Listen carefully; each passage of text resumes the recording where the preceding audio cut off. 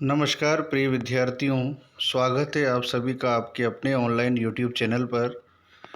आज हम आपके लिए लेकर आए हैं उपसर्ग का टॉपिक। उपसर्ग एक महत्वपूर्ण टॉपिक है जो लगभग सभी प्रतियोगी परीक्षाओं में पूछे जाते हैं। उपसर्ग की शुरुआत करते हैं।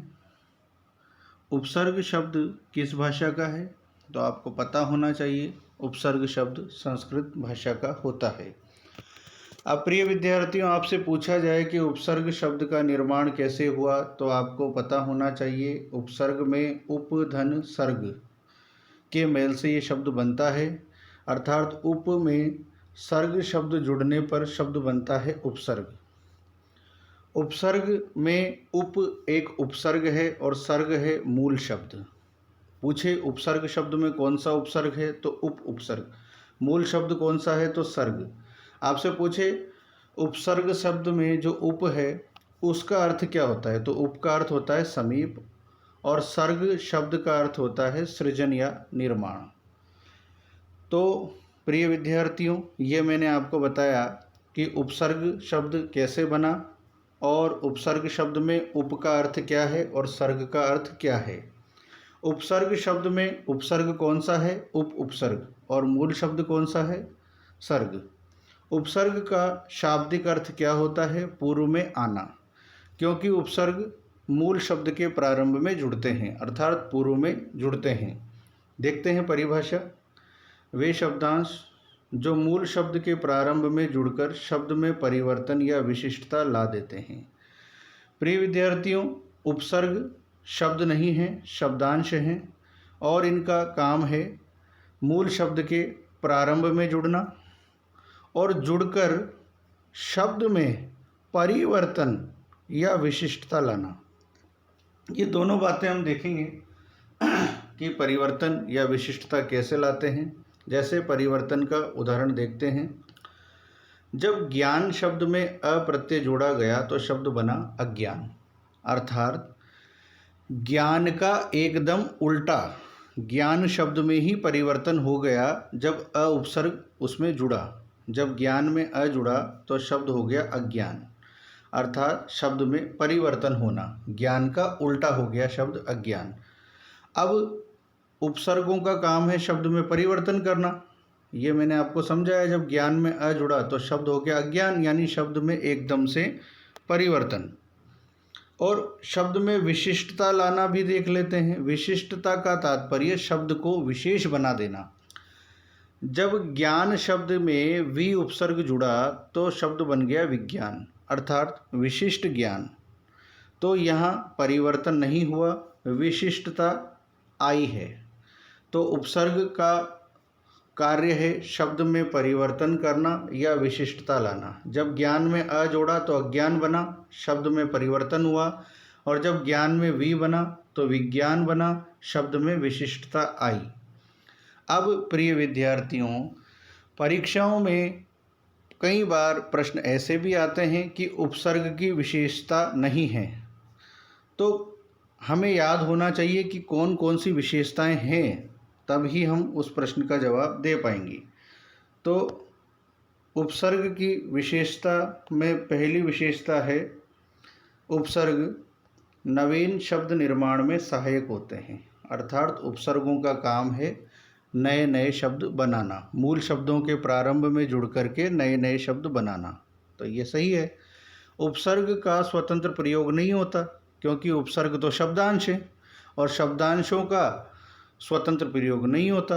शब्दांश मूल शब्द के प्रारंभ में जुड़कर ही शब्द बनाते हैं, तो यह भी सही है। यह मूल शब्द के साथ जुड़कर ही अर्थ देते हैं, बिल्कुल सही है। और चौथी विशेषता, उपसर्ग शब्द भंडार में वृद्धि करते हैं, अर्थात जब मूल शब्द के आगे उपसर्ग जुड़ते हैं तो कई सारे शब्द बनते जाते हैं, तो शब्द भंडार में वृद्धि करना भी सही है। अब ये कैसे कैसे शब्द भंडार में वृद्धि करते हैं, उसका एक उदाहरण हम देखेंगे। उपसर्ग का काम मूल शब्द के प्रारंभ में जुड़कर शब्द भंडार में वृद्धि करना। अब मैं आपको बताता हूँ शब्द भंडार में वृद्धि कैसे। जैसे मूल शब्द है हमारे पास हार, हार में जैसे वी उपसर्ग जोड़ा तो शब्द बना विहार, उसी प्रकार हार में जब आ जोड़ा तो शब्द बना आहार। उसी प्रकार हार में जब परी जोड़ा तो शब्द बना परिहार। उसी प्रकार हार में जब प्र उपसर्ग जुड़ा तो शब्द बना प्रहार। उसी प्रकार हार में जब नी उपसर्ग जुड़ा तो शब्द बना निहार। और ठीक उसी प्रकार हार में जब उप उपसर्ग जोड़ा गया तो शब्द बना उपहार। अब देखो, मूल शब्द एक ही है हार, पर उपसर्ग जुड़ने पर कितने सारे शब्द बन गए, अर्थात शब्दों में वृद्धि हो गई, शब्द भंडार में वृद्धि हो गई। तो उपसर्ग का काम है शब्द भंडार में वृद्धि करना, बढ़ाना। अब देखेंगे उपसर्ग के भेद। प्रिय विद्यार्थियों, जब पूछें कि उपसर्ग कितने प्रकार के होते हैं तो हमारा विकल्प सही होगा 3। पहला संस्कृत के उपसर्ग, दूसरा हिंदी के उपसर्ग और तीसरा विदेशी उपसर्ग। अब विदेशी में उर्दू या अंग्रेजी दोनों उपसर्ग आ जाते हैं। तो उपसर्ग के 3 भेद हैं, संस्कृत के उपसर्ग, हिंदी के उपसर्ग और विदेशी उपसर्ग। अब विदेशी भाषा के उपसर्ग में उर्दू भी है और अंग्रेजी भी हो सकती है। तो उपसर्गों के 3 भेद हैं। अब हमारे प्रतियोगी परीक्षाओं में सबसे ज़्यादा महत्वपूर्ण जो उपसर्ग हैं वो हैं संस्कृत के उपसर्ग। लगभग सबसे ज़्यादा प्रश्न संस्कृत के उपसर्गों में से ही पूछे जाते हैं। और प्रिय विद्यार्थियों, ये मैं आपको विश्वास दिलाता हूँ कि संस्कृत के उपसर्गों में से आने वाला कोई भी प्रश्न इस वीडियो को देखने के बाद आपका गलत नहीं होगा। तो मैं शुरू करता हूँ संस्कृत के उपसर्ग जो परीक्षाओं में सबसे ज़्यादा महत्वपूर्ण है। तो संस्कृत के उपसर्गों की संख्या कुल 22 मानी जाती है। पहला उपसर्ग है आपके पास आ उपसर्ग। प्रिय विद्यार्थियों, कई बार उपसर्ग का अर्थ भी पूछ लेते हैं कि आ उपसर्ग का अर्थ कौन सा सही नहीं है, तो आपको प्रत्येक उपसर्ग का अर्थ भी पता होना चाहिए। तो आ उपसर्ग का अर्थ है पूर्ण, विपरीत या सीमा। ये तीनों अर्थ आपको पता होना चाहिए। अब आ उपसर्ग से बनने वाले शब्द बिल्कुल आसान होते हैं। आदेश, आहार, आगमन, आभार, आकाश, इन सब में आ जुड़ा हुआ है। तो आप देखते ही समझ जाएंगे कि आदेश में कौन सा उपसर्ग है, तो आपको आगे आ जुड़ा हुआ दिख रहा है। आहार में कौन सा उपसर्ग है, तो इसमें भी आ जुड़ा हुआ दिख रहा है। आगमन में भी आ जुड़ा हुआ दिख रहा है। तो ये बहुत आसान उपसर्ग है। आगे देखेंगे अप उपसर्ग। प्रिय विद्यार्थियों, अप उपसर्ग भी बहुत सीधा है क्योंकि शब्द में जुड़ा हुआ दिख जाएगा। अप उपसर्ग का अर्थ याद रखेंगे, निरादर या दीनता। प्रिय विद्यार्थियों, अप उपसर्ग से बनने वाले शब्द बहुत आसान होते हैं और देखते ही समझ में आ जाते हैं कि इनमें अप उपसर्ग है। जैसे अपयश, तो यश के आगे अप जुड़ा हुआ है। अपवाद, तो इसमें भी अप जुड़ा हुआ दिख रहा है। अपराध में भी अप जुड़ा हुआ दिख रहा है। अपमान में भी अप नज़र आ रहा है। अपव्यय में भी अप नज़र आ रहा है। जो उपसर्ग देखने से ही समझ में आ जाए वो सरल होते हैं। आगे अनु उपसर्ग है। अनु उपसर्ग परीक्षा की दृष्टि से बेहद महत्वपूर्ण है और इसको आप ध्यान से समझेंगे। अनु उपसर्ग का अर्थ है सादृश्य या पीछे। अब प्रिय विद्यार्थियों, अगर अनु उपसर्ग का बहुत ही सरल प्रश्न आएगा तो वो इस तरह का शब्द देगा जिसमें अनु आपको पूरा दिख रहा होगा। जैसे अनुकरण में अनु नज़र आ रहा है, अनुसंधान में आपको अनु नज़र आ रहा है, अनुज में आपको अनु नज़र आ रहा है, अनुग्रह में भी आपको अनु उपसर्ग नज़र आ रहा है। पर परीक्षाओं में ऐसे शब्द दिए जाते हैं जिनमें अनु आपको नज़र भी नहीं आएगा और होगा भी अनु उपसर्ग। तो मैं आपको पहचान के साथ समझाता हूँ कि कैसे पहचाने अनु उपसर्ग को। तो प्रिय विद्यार्थियों, अगर व से पहले आधा न हो, अगर व से पहले आधा न हो, प्रारंभ में तो अ होना ही चाहिए क्योंकि अनु है तो शुरू में तो अ होना ही चाहिए, पर अ के बाद आधा न हो और बाद में हो व। इस प्रकार की कंडीशन अगर बनती है, अ के बाद आपको आधा न नज़र आए और पीछे हो व, तो वहाँ ज़्यादातर संभावना अनु उपसर्ग की मानी जाएगी। अन्वीक्षा में अ है, बाद में आधा न है और बाद में है वह, तो इसमें होगा अनु उपसर्ग। इसी प्रकार अन्वेषण में देखेंगे, प्रारंभ में है अ, बाद में है आधा न और उसके बाद है वह, तो यहाँ भी अनु उपसर्ग है। अन्विति में आप देख सकते हैं, प्रारंभ में अ, बाद में आधा न और उसके बाद है वह। इस प्रकार की कंडीशन जहाँ बनती है वहाँ अनु उपसर्ग होता है। अनु उपसर्ग में इसी प्रकार के शब्द आएंगे जिनमें अनु दिखेगा भी नहीं और होगा भी सही। कैसे पहचानेंगे? जब प्रारंभ में हो अ, बाद में हो आधा न और पीछे हो वह। अब वह पे कोई भी स्वर हो सकता है, वह पे एक ही मात्रा हो सकती है, उ की मात्रा हो सकती है, पर कंडीशन ये वाली होगी, अ के बाद आधा न हो और बाद में वह हो, तो वहाँ अनु उपसर्ग माना जाएगा, जैसे अन्वीक्षा में, अन्वेषण में, अन्विति में। अगला उपसर्ग अपि उपसर्ग है, बहुत सीधा है, इसमें कोई भी कठिन प्रश्न नहीं बनता। अपि का अर्थ है निश्चय या भी। अपि उपसर्ग से बनने वाले शब्द भी बहुत आसान है, अपितु, अपिधान, अपिहित, इन सब में अपि नज़र आ रहा है, ये तो सरल उपसर्ग है। अभि उपसर्ग, अभि उपसर्ग का अर्थ देखेंगे पास या सामने। इसमें जो सरल शब्द बनेंगे उनमें आपको अभी नज़र आ जाएगा, जैसे अभिमान में अभी उपसर्ग आपको दिख रहा है आगे, अभिवादन में भी आपको आगे अभी शब्द उपसर्ग दिख रहा है, अभिषेक में भी आपको आगे अभी उपसर्ग दिख रहा है। पर इसमें जो प्रश्न पूछे जाते हैं उसमें ऐसे शब्द दिए जाते हैं जिनमें अभी दिखे भी नहीं और अभी उपसर्ग होना भी चाहिए। वो कैसे? पहचान मैं आपको बताता हूँ बहुत सरल तरीके से। जैसे आपने अनु में देखा अ के बाद आधा न, वैसे ही अभी उपसर्ग में होगा अ के बाद आधा भ। जहाँ भी अ के बाद आधा भ हो और पीछे हो य, वहाँ ज़्यादातर अभी उपसर्ग माना जाता है। आगे हो अ, उसके बाद आधा भ हो और पीछे हो य, तो वहाँ अभी उपसर्ग माना जाएगा। जैसे अभ्यास में आगे है अ, बाद में आधा भ, उसके बाद है य, तो यहाँ है अभी उपसर्ग। अभ्यर्थी में अ के बाद आधा भ, पीछे यह है। अभ्युत्थान में अ के बाद आधा भ, पीछे यह है। अभ्युदय में भी अ के बाद आधा भ, पीछे यह है। और अभ्यागत में भी अ के बाद आधा भ और पीछे यह है। अ के बाद आधा भ आए और बाद में यह आए तो वहाँ अभी उपसर्ग माना जाता है। प्रिय विद्यार्थियों, ये मैं आपको पूरी ट्रिक के साथ समझा रहा हूँ और लगभग परीक्षाओं में ऐसे ही प्रश्न देखने को मिलते हैं। जैसे अभ्युत्थान में कौन सा उपसर्ग है, तो आपको ट्रिक याद होनी चाहिए कि अ के बाद आधा भ दिखाई दे और बाद में हो यह, तो उस शब्द में अभी उपसर्ग माना जाता है। इसी प्रकार अभ्युदय हो सकता है, अभ्यागत हो सकता है, अभ्यास हो सकता है, तो आपको मैंने ट्रिक बता दी। आगे अधि उपसर्ग देखेंगे। अधि उपसर्ग का अर्थ देखते हैं। अधि उपसर्ग का अर्थ है अंतर्गत या प्रधान। आपको उपसर्ग के अर्थ भी पता होने चाहिए।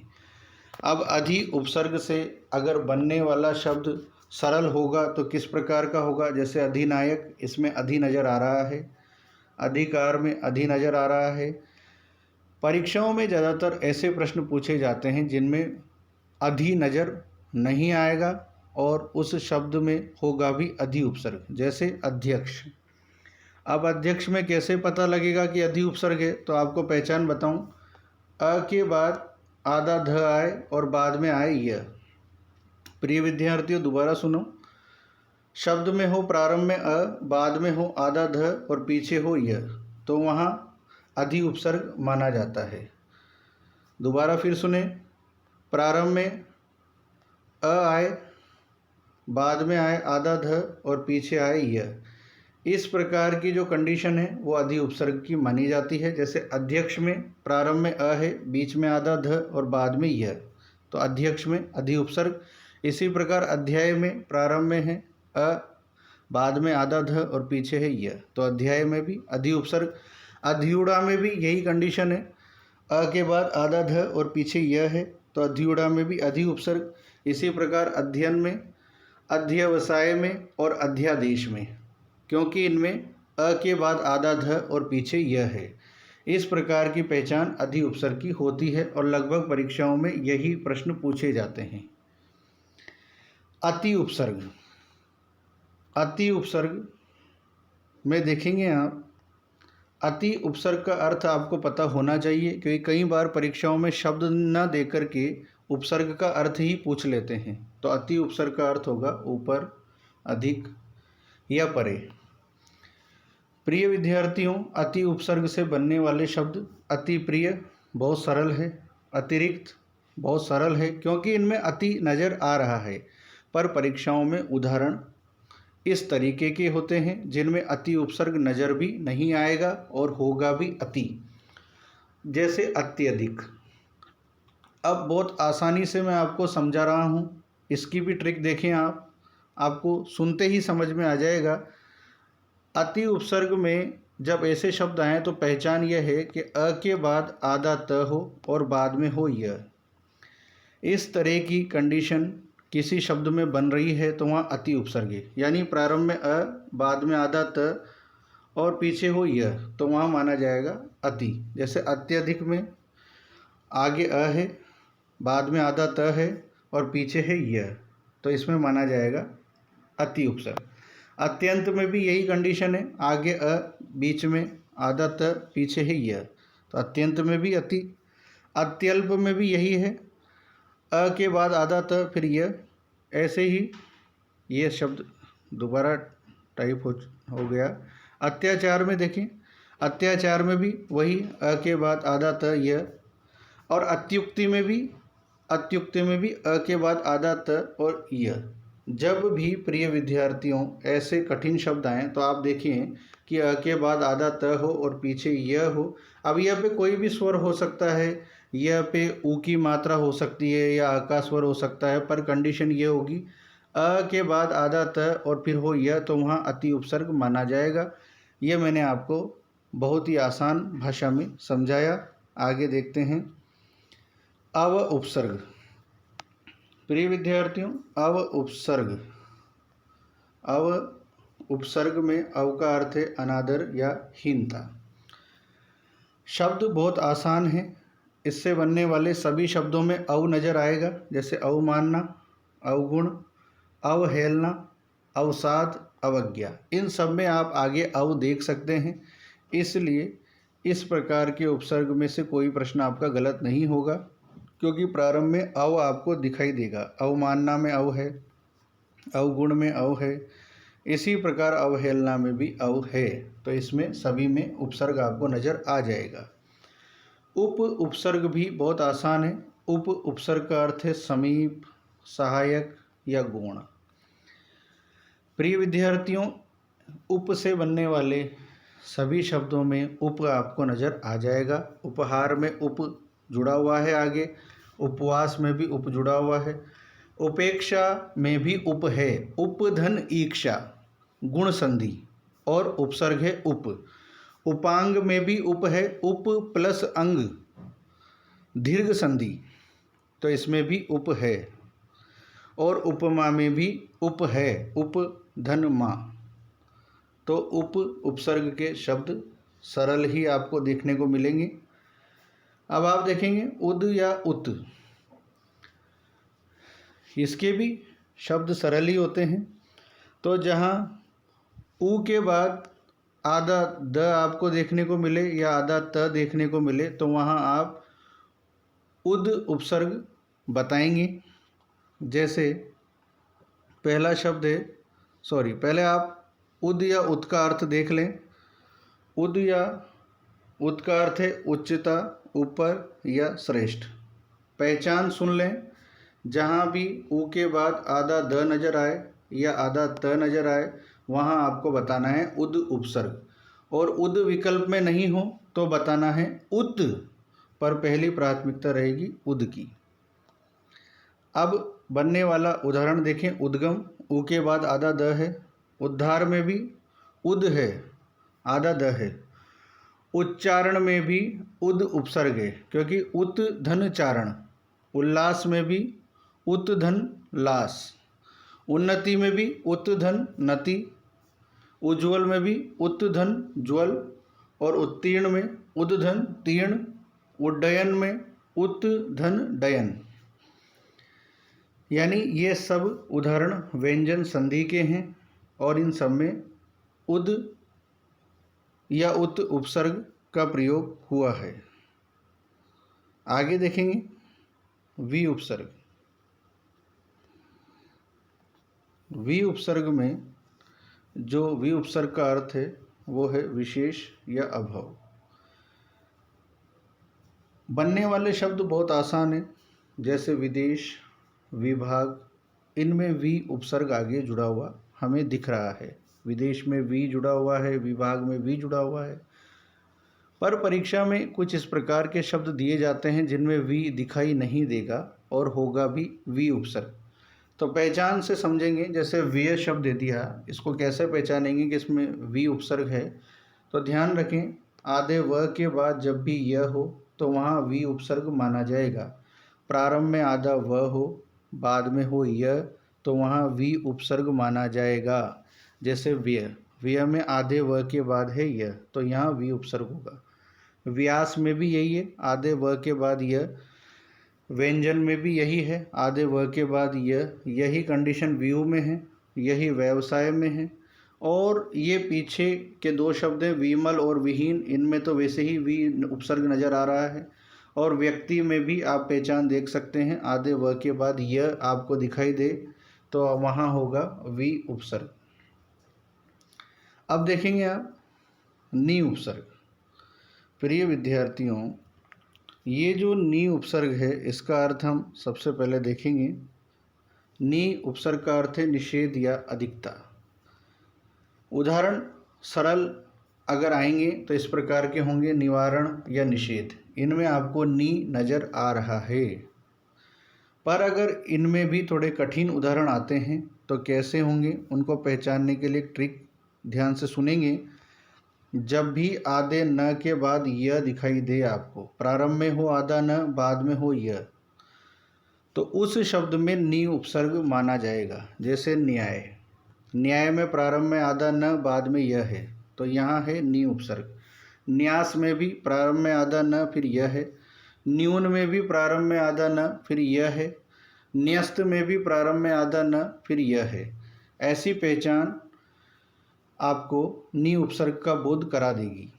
नी उपसर्ग की पहचान है प्रारंभ में आधा न फिर यह होना चाहिए, वहाँ माना जाएगा आपका नी उपसर्ग। प्रिय विद्यार्थियों, ट्रिक के साथ मैं समझाने की कोशिश कर रहा हूँ ताकि कोई भी प्रश्न परीक्षा में आपका गलत नहीं हो। आगे देखेंगे निर उपसर्ग।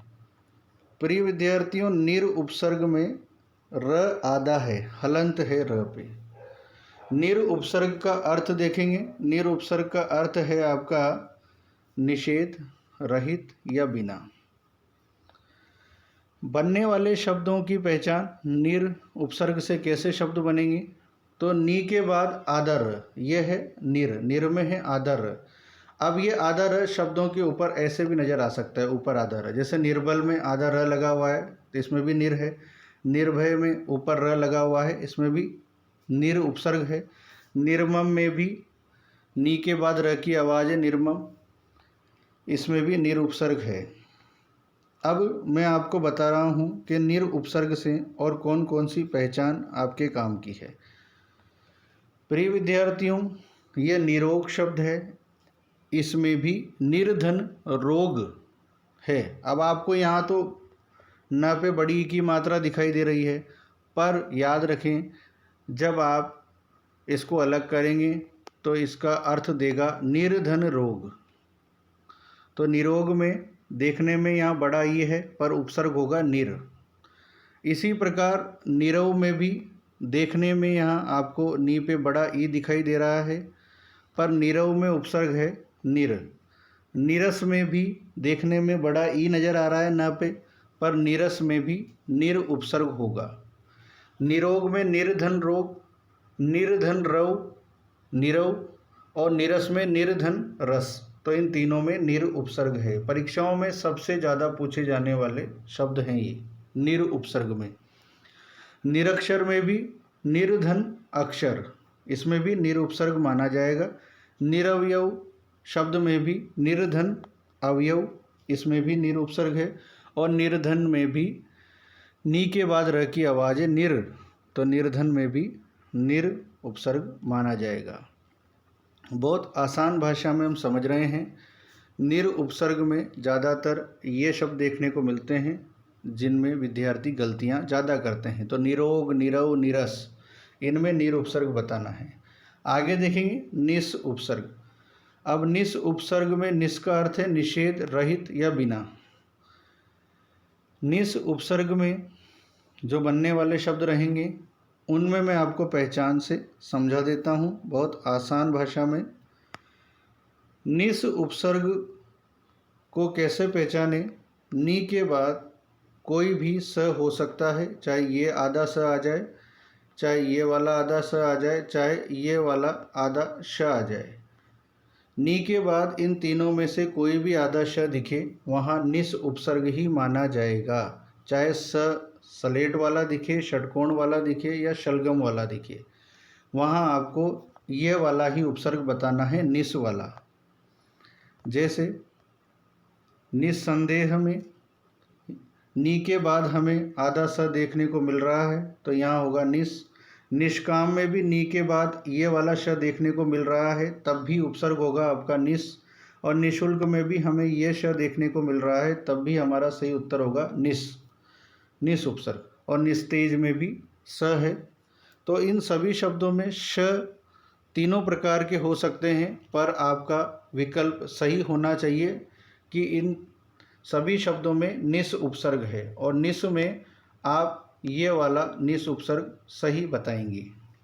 श अलग अलग हो सकते हैं पर उत्तर आपका निस उपसर्ग ही आना चाहिए। दुर उपसर्ग बहुत आसान है। दुर उपसर्ग, दुर का अर्थ है निंदा, कठिनाई या बुरा। अब दुर में प्रिय विद्यार्थियों दू के बाद र की आवाज़ आएगी। जैसे दुर्बल, तो दू के बाद आधा र या पूरा र आपको नज़र आएगा। दुर्बल में र की आवाज़ है तो यहाँ है दुर। दुर्जन में भी दुर है। दुर्गुण में भी दुर की आवाज़ है दुर्गुण, तो यहाँ भी दुर उपसर्ग है। और दुराचार में दुर प्लस आचार, यहाँ भी दुर है। तो दुर उपसर्ग में र पे हलंत होना चाहिए, तो आपका सही विकल्प होगा दुर उपसर्ग। दुर्बल, दुर्जन, दुर्गुण या दुराचार, इन सब में दुर उपसर्ग आपका सही होगा। प्रिय विद्यार्थियों, ये मैं आपको पूरी ट्रिक के साथ समझाने की कोशिश कर रहा हूँ। और परीक्षा में सबसे ज़्यादा प्रश्न संस्कृत के उपसर्गों से ही पूछे जाते हैं। दुस उपसर्ग, दुस उपसर्ग का अर्थ निंदा, कठिनाई या बुरा। अब जैसे आपने निस को समझा वैसे ही आप दुस को समझें। दू के बाद कोई भी स आ सकता है, स तीनों प्रकार के आ सकते हैं, पर आपका सही उपसर्ग होगा दुस वाला। उदाहरण देखते हैं। दुस्साहस, इसमें भी आधा स है, ये वाला। दुष्परिणाम में भी आधा श है, ये वाला। और दुशासन में भी आधा श है। अब इसी प्रकार दू के बाद कोई भी आधे श हो सकते हैं, वहाँ सही उपसर्ग होगा दुस। दुष्कर्म में भी श है। श अलग अलग हो सकते हैं तीनों में से कोई भी, पर आपका सही उपसर्ग होना चाहिए दुस, जिसमें स पे हलंत लगा हुआ हो, ये वाला दुस। एग्ज़ाम में सबसे ज़्यादा प्रश्न ऐसे ही उपसर्गों से पूछे जाते हैं, इसीलिए इनको मैं ट्रिक के साथ आपके सामने रख रहा हूँ। दू के बाद कोई भी आधा स आए, आपका सही उत्तर होगा दुस उपसर्ग, जिसमें स ऐसा होना चाहिए। आगे प्र उपसर्ग। प्र उपसर्ग में प्र का अर्थ है अधिक, आगे या ऊपर। और बनने वाले शब्द भी लगभग सरल ही होते हैं। प्रहार में प्र है, प्रयोग में प्र है, प्रबल में आपको प्र दिख रहा है। प्रेक्षा शब्द में प्र धन ईक्षा, इसमें भी प्र उपसर्ग है। प्रोज्वल में भी प्र धन उज्ज्वल, तो इसमें भी प्र उपसर्ग है। तो प्र उपसर्ग के दो उदाहरण महत्वपूर्ण है। प्रेक्षा, प्र धन ईक्षा, प्र उपसर्ग। प्रोज्वल, प्र धन उज्ज्वल। बाकी तीनों में प्र आपको नज़र आ रहा है। ये दोनों इम्पोर्टेंट है, प्रेक्षा और प्रोज्वल। आगे देखेंगे आप परा उपसर्ग। परा उपसर्ग में परा का अर्थ विपरीत, उल्टा या पीछे। परा उपसर्ग के सभी शब्दों में परा आपको प्रारंभ में नजर आ जाएगा। जैसे पराजय में परा, परामर्श में परा, पराभव में परा, पराक्रम में परा, पराकाष्ठा में परा। पर याद रखें पराधीन में परा नहीं है, पराधीन में है पर उपसर्ग, पर प्लस अधीन, जो संस्कृत भाषा का नहीं है। तो पराधीन में परा नहीं है, पराधीन में उपसर्ग है पर। तो याद रखें इसमें पराधीन नहीं आएगा, पराधीन में परा नहीं है, पर उपसर्ग है जो संस्कृत भाषा का नहीं है। तो ये थे परा उपसर्ग के महत्वपूर्ण शब्द, परीक्षाओं में इन्हीं में से पूछे जाते हैं। प्रति उपसर्ग। प्रिय विद्यार्थियों, प्रति उपसर्ग का अर्थ है समानता या प्रतीक। शब्द बनने वाले किस प्रकार के हैं? प्रतिवर्ष, इनमें प्रति दिख रहा है, प्रतिध्वनि में भी प्रति नज़र आ रहा है। अब जिनमें प्रति शब्द नज़र नहीं आता उनकी पहचान मैं आपके बीच में रखना चाहता हूँ। प्र के बाद आधा त हो और पीछे हो यह, तो वहाँ प्रति उपसर्ग माना जाएगा। दोबारा सुने, प्र के बाद आधा त हो, पीछे हो यह, प्रारंभ में प्र हो, फिर हो आधा त, बाद में हो यह, तो वहाँ प्रति उपसर्ग माना जाएगा। जैसे प्रत्येक, प्रत्येक में प्र के बाद आधा त फिर यह, प्रत्यक्ष में प्र के बाद आधा त फिर यह, प्रत्यय में प्र के बाद आधा त फिर यह, प्रत्याशा में भी देख सकते हैं प्र के बाद आधा त फिर यह, प्रत्युत्तर में भी देख सकते हैं आप प्र के बाद आधा त फिर यह। ऐसे ही प्रत्याशित में भी देख सकते हैं प्र के बाद आधा त फिर यह। ये थी पहचान जो बहुत काम आएगी आपकी परीक्षाओं में, और ये पहचान के माध्यम से आपका कोई भी प्रश्न गलत नहीं होगा। परि उपसर्ग। परि उपसर्ग का अर्थ है चारों ओर। शब्द बहुत आसान है, परिवर्तन में परि है, परिवार में भी परि नज़र आ रहा है। पर इससे जो कठिन शब्द बनते हैं उनकी पहचान मैं आपको बताने वाला हूँ। गौर से सुने कि प के बाद यह नज़र आए और ऊपर लगा हुआ हो आधा र। प के बाद यह हो और ऊपर हो आधा र, तो उस शब्द में परि उपसर्ग माना जाएगा। जैसे पर्यटक, प के बाद यह ऊपर लगा हुआ है र, तो इसमें है परि उपसर्ग। पर्यटन में भी परि उपसर्ग है क्योंकि प के बाद यह और यह के ऊपर है आधा र। पर्याय में भी परि उपसर्ग है। इस प्रकार की कंडीशन बने तो आपको पता होना चाहिए वहाँ परि उपसर्ग होता है। परि उपसर्ग में अगर कठिन शब्द आएगा तो प के बाद यह और यह के ऊपर होगा र, तो वहाँ आप समझ जाएंगे कि परि उपसर्ग है। जैसे पर्यटक, पर्यटन और पर्याय। तो ये थी पहचान जिसके माध्यम से मैंने आपको परि उपसर्ग समझा दिया। अब सम उपसर्ग। सम उपसर्ग का अर्थ है पूर्णता या सुंदर, और सम उपसर्ग की पहचान भी आप ध्यान से सुनेंगे। स के ऊपर या तो अनुस्वार लगा हुआ दिखे या स के बाद दिखे आधा म। ठीक है, इन दोनों कंडीशन में सम उपसर्ग होगा। प्रारंभ में स आएगा, उसके ऊपर बिंदी होगी, या स के बाद आधा म होगा, तो वहाँ बताना है सम उपसर्ग। इस पहचान से बाहर कोई भी शब्द आपका नहीं जाएगा। देखते हैं उदाहरण।